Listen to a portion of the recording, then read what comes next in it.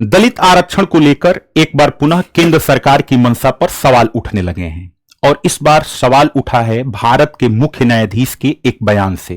दरअसल कल भारत के मुख्य न्यायाधीश आंध्र प्रदेश में थे और भारतीय संविधान के 75 वर्ष पूरे होने के अवसर पर आयोजित एक संगोष्ठी में प्रतिभाग कर रहे थे। उस संगोष्ठी को संबोधित करते हुए चीफ जस्टिस महोदय ने यह वक्तव्य दिया कि एक आईएएस अधिकारी के बच्चे से एक मजदूर के बच्चे की तुलना नहीं की जा सकती है। दोनों की स्थितियां सेम नहीं हैं, दोनों की सामाजिक, आर्थिक और राजनीतिक स्थिति बिल्कुल अलग है।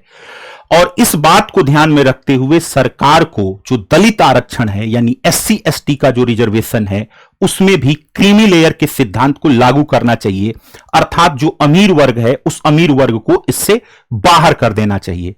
और उनके इस बयान के बाद अचानक जो वर्षों पहले मुद्दा शांत हुआ था वह पुनः सुर्खियों में आ गया और इस मुद्दे की, इस बयान के और मुद्दे के पक्ष विपक्ष में लोग अपनी राय देने लगे और पुनः जो है एक बार क्या हो गया, मोदी सरकार के ऊपर सवाल उठने लगे कि सरकार इसमें क्या करेगी। अगर आप न्यूज की हेडिंग देखेंगे तो CJI Gavai back exclusion of creamy layer in reservation to schedule caste. Clear. अब ये सीजीआई साहब कल क्या कर रहे थे, बोल रहे थे। अब यहां पे इनके बयान को देखेंगे तो ये बयान कोई नया नहीं है।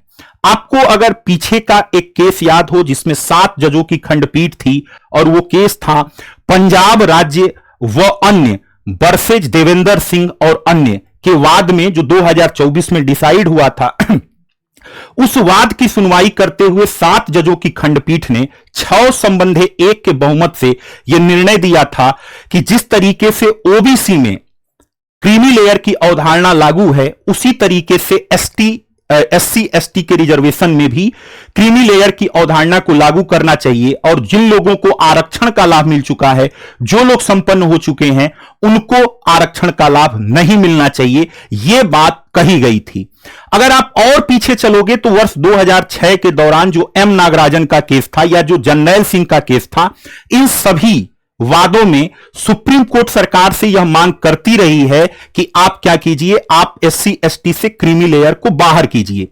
जो यह बड़ा डिसीजन आया था, इस डिसीजन में तो 4 जजों ने अपने निर्णय में यहां तक लिख दिया था कि केंद्र सरकार को इस विषय पर काम करना चाहिए, उस प्रक्रिया का निर्धारण करना चाहिए कि जिससे एससी एसटी से क्या किया जा सके, क्रीमी लेयर को बाहर निकाला जा सके।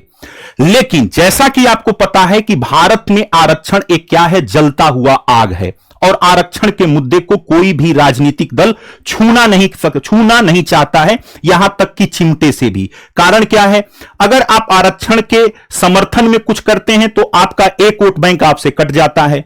आरक्षण को तार्किक बनाने के लिए कुछ करते हैं तो लोग आपको आरक्षण विरोधी ठहराने लगते हैं और दोनों ही स्थितियों में सरकार से एक बड़ा वोट बैंक क्या होता है, नाराज हो जाता है। और आपको पता है कि लोकतंत्र में क्या है, वोट बैंक की राजनीति ही सभी चीजों को अंतोगत्वा क्या करती है, डिसाइड करती है। और यही कारण है कि सुप्रीम कोर्ट के बार बार दिशा निर्देश दिए जाने के बावजूद भी केंद्र सरकार अभी तक इस मुद्दे में कोई भी निर्णय नहीं ली है। अगर आप देखेंगे कि 2024 में क्या कहा गया था, तो न्यायमूर्ति गवई ने अपने डिसीजन में कहा था कि राज्यों को अनुसूचित जातियों और अनुसूचित जनजातियों के बीच भी क्रीमी लेयर की पहचान करने और उन्हें आरक्षण का लाभ देने से इंकार करने के लिए एक नीति विकसित करनी चाहिए। यह कब कहा था? 2024 में जो 7 जजों की खंडपीठ का डिसीजन आया था। 2024 में सुप्रीम कोर्ट के डिसीजन के बावजूद भी आप अगर देखोगे तो अभी तक केंद्र सरकार ने इस पर कोई भी पहल नहीं की है। मामला एक बार ठंडे बस्ते में चला गया था, जिसे पुनः कल सीजेआई गवई साहब ने क्या किया, अपने बयान से जागृत कर दिया है। अब यहां पर सवाल उठता है कि जब यह मुद्दा जो है कि हवा में उठेगा तो क्या सरकार इस पर निर्णय लेगी? तो इस बात को तो हमको यह देखना पड़ेगा कि सरकार क्या करती है। लेकिन इससे पहले यह जान लेते हैं कि वास्तव में क्रीमी लेयर होता क्या है। देखिए, क्रीमी लेयर की अवधारणा सबसे पहले 1992 में इंदिरा साहनी के वाद में आया था, जिस वाद को आप जो है मंडल केस के नाम से भी जानते हैं। उसी में ओबीसी रिजर्वेशन में क्रीमी लेयर को लागू करने की बात की गई थी। जो इंदिरा साहनी का वाद है एक लैंडमार्क डिसीजन है जिसमें कई महत्वपूर्ण निर्णय दिए थे, जिसमें क्रीमी लेयर को लागू करने के साथ साथ रिजर्वेशन का एक अपर कैप 50% भी लागू किया गया था और ईडब्ल्यूएस रिजर्वेशन को गलत ठहराया गया था। और वहीं से आपके क्रीमी लेयर की अवधारणा चलती आ रही है। क्रीमी लेयर की परिभाषा को लेकर अगर बात की जाए तो जो ओबीसी में क्रीमी लेयर की परिभाषा है उसमें यह कहा जाता है कि यदि किसी की आय 8 लाख प्रति वर्ष या उससे ऊपर है तो वो क्रीमी लेयर की श्रेणी में आएगा और उसको ओबीसी रिजर्वेशन का लाभ नहीं मिलेगा। लेकिन अगर किसी की आय क्या है 8 लाख रुपए वार्षिक से कम है तो वो क्रीमी लेयर में नहीं आएगा और उसको इसका लाभ मिलेगा। वास्तव में क्रीमी लेयर की अवधारणा को लाने का जो मुख्य उद्देश्य है वो ये है कि आरक्षण का लाभ जो है वो किसी भी वर्ग के जो निचले पायदान पर खड़ा व्यक्ति है, जहां तक आरक्षण का लाभ नहीं पहुंच पा रहा है, उस व्यक्ति को आरक्षण का लाभ देकर उसे सशक्त बनाना और हाशिए से मुख्य धारा में लेकर आना। किसी ने सही कहा है कि यहां तक आते आते सूख जाती हैं सारी नदियां, मुझे मालूम है पानी कहां ठहरा है। तो चाहे एससी वर्ग की बात कर लीजिए, एसटी वर्ग की बात कर लीजिए, ओबीसी की बात कर लीजिए, उसमें आज भी एक बड़ा समूह ऐसा है जो किसी भी रिजर्वेशन के लाभ से वंचित है और उसके हिस्से का लाभ उसी वर्ग के जो संपन्न लोग हैं उनको मिल रहा है। और इसके चलते एक ही वर्ग में एक बहुत बड़ी क्या हो गई है, आर्थिक विषमता है, सामाजिक विषमता है। और इसी विषमता को पाटने के लिए क्रीमी लेयर का कंसेप्ट इंदिरा साहनी के बाद में आया था।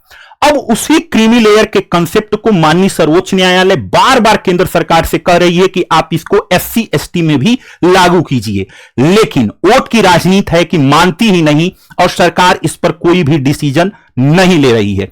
देखना है इस बार जो बयान आया है इस पे सरकार का क्या कदम होता है। हालांकि मामला गर्म हो चुका है, लोग इसके पक्ष और विपक्ष में अपनी बातें रखने लगे हैं, तो हो सकता है कि सरकार इस बार क्या करे, कुछ डिसीजन ले, जिस डिसीजन का इंतजार आपको भी है, हमको भी है। कमेंट में आप यहां पर मुझे यह बताइए कि क्या एससी एसटी में क्रीमी लेयर रिजर्वेशन को लागू करना चाहिए अथवा नहीं करना चाहिए। आप इससे कितना सहमत हैं और कितना असहमत हैं। धन्यवाद।